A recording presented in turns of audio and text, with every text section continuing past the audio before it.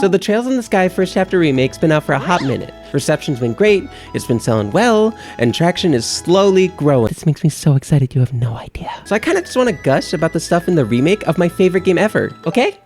Gone are the days of the super adorable and super charming clay figures of the original, now replaced with that sleek anime look that's super smooth and pretty and expressive. I'll tear you into so many pieces. But I think my favorite part is when they make things too expressive.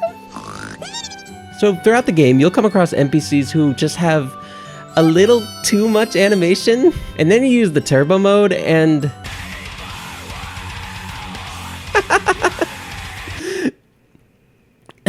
So, in each chapter, they've added a new original quest that's supposed to flesh out the world more, and the one in the prologue just kind of makes me giggle.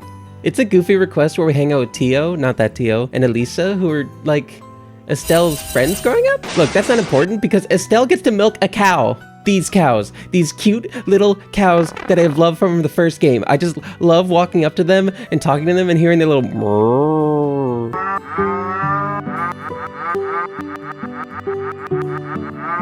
Also, Estelle says she's a master of milking? Like, hello? Estelle? So in the first chapter, we have a stint between the army and bracers. And who is there to save us but our wonderful bard Olivier? There's just one problem.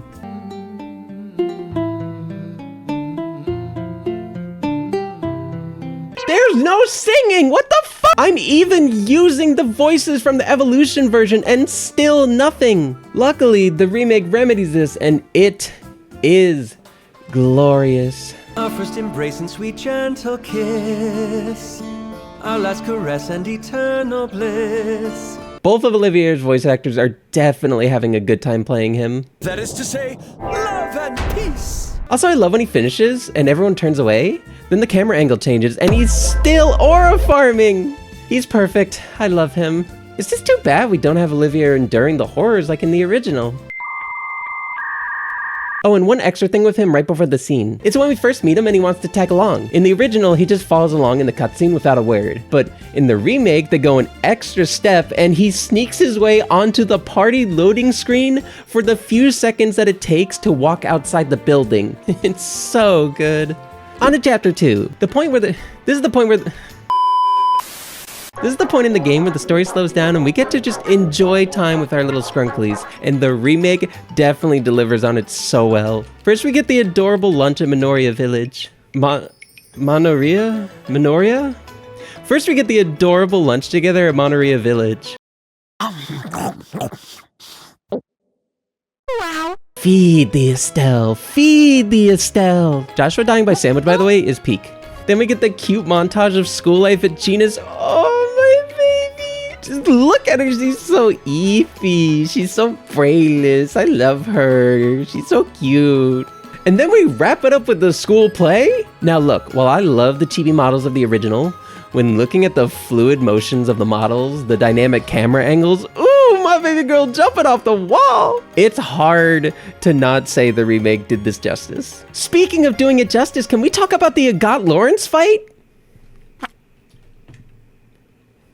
First off, I love how Agathe is chasing down the goons. He looks so cool running while holding his sword. I don't know, the animation just looks really nice. Then he does the big rock jump and boom!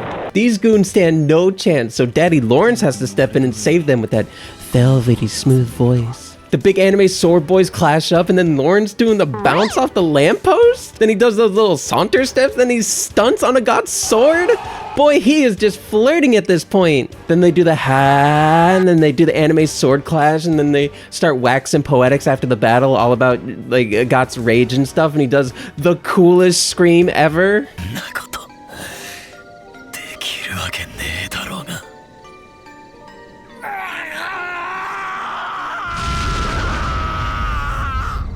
Oh my god. Then we get to chapter 3 with Tita. So cute! Okay, so obviously, Tita is the most adorable thing ever, must protect. And she has so many cute scenes, but the cutest by far is the adoption process at the onsen. After some classic anime tropes of its time, we get to see adorable bickering and some jealousy of the lonely Tita, which leads Estelle to adopt her first little sister, and Man, Tita's VA does such a good job when she gets all high and cute and she goes, エステルお姉ちゃん、それと、ヨシュアお兄ちゃん。 and they bond so quickly and you just get to feel the love in the air of this little happy family, and oh, Tita is just a precious little angel. So the next thing I want to talk about is her getting... So in the original Trails in the Sky first chapter, there's an iconic scene of a god slapping resident tiny child genius Tita. The remake has boosted the scene to have so much more impact. Agat is so casual in the approach, but still puts plenty of force in the slap. I mean, just look at the head swivel on Tita. It looks like she's about to break her neck. Then she does the sniffle, and then she drops to her knees, and it's so sad. It's so truly heart-wrenching.